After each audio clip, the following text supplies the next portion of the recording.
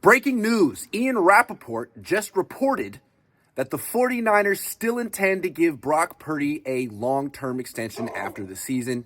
This seems like strange timing for this news, considering Brock Purdy's playing the worst football of his career right now, and there's 5 games left, and I think it matters what he does doesn't it matter what he does in the last 5 games of the season? Don't the Niners want to see him bounce back before they give him a 5-year contract worth $50, $55, $60 million a year? Don't they want to see something good? I mean, he hasn't been dominant in a while. It's been like a year since he was putting up MVP numbers. The last 16 starts, 8-8 with a quarterback rating of about 90, about as average as it gets. And you want to give him 5 years, $60 million because of the vibes?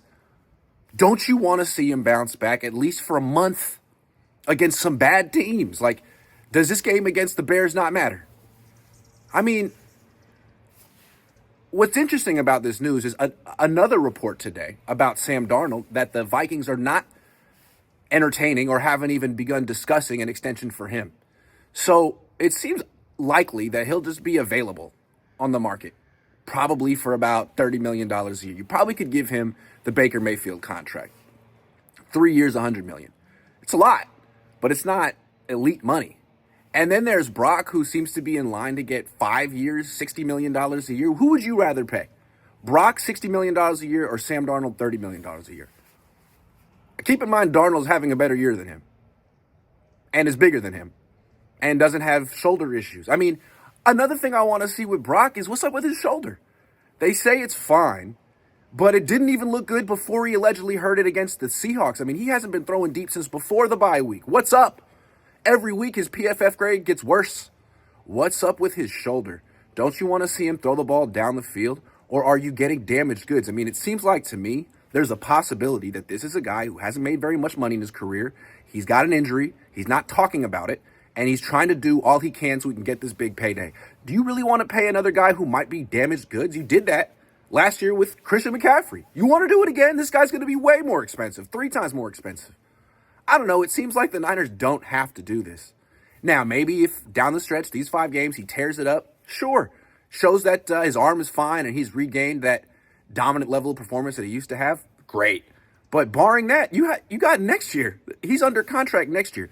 If you feel like it would be unfair to bring him back and say play for $900,000 again, then give him a 1-year deal. Look, Brock, we appreciate everything you've done for us. We like you. Here's 1 year. $20-something million a year. It's all we can do for you. If you come back and you tear it up like you didn't do in 2024, we'll give you the 5-year extension. But I don't know. I mean, the Niners just did that this offseason. They just gave everyone who wanted an extension as long of an extension as they could get. And it didn't work out. So maybe try something different. You have leverage here. Use it. This guy's having a mediocre season at best. Let him show something. Let him actually go out on top before he gets the extension. Don't let him just get this because he was good for 1 year, one time. I mean, that's what Debo got, right? Debo was good for 1 year and got the mega extension. Ayuk was good for 1 year, got the mega extension. Don't do that with Brock. There's no reason to do that. You got options. Sam Darnold's available. You got time. He's still under contract. You could draft a quarterback in the first round, in the second round. So many options that are better than the 5-year deal. Now, what they could do is what Trevor Lawrence got, a 5-year deal, but it's backloaded and only the first 2 years are guaranteed. I still don't think it's a good idea. There's no reason to do that other than to make fans feel warm and fuzzy. Let's make some tough decisions here. And another thing, what other team would give Brock Purdy a 5-year deal this offseason other than the 49ers? I know they love him, and when they have a great team, he works for them. But aren't they bidding against themselves to a degree? I mean, I don't see the market for Brock Purdy. There's teams that would draft quarterbacks and teams that have quarterbacks already.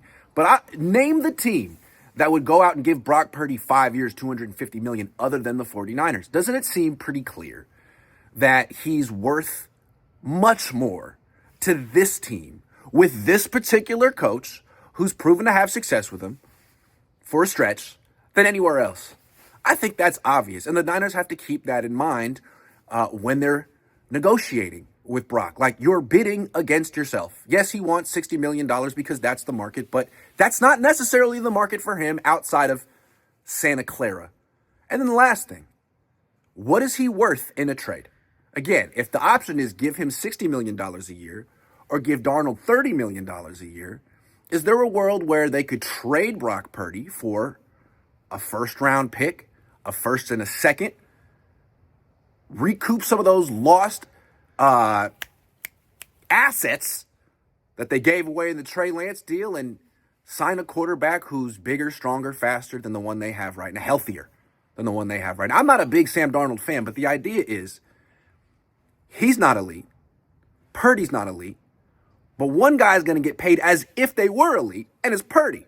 And the one thing you can't do in the NFL is pay non-elite quarterbacks elite money, because then you're stuck in a world of mediocre purgatory, which is where the Niners are right now.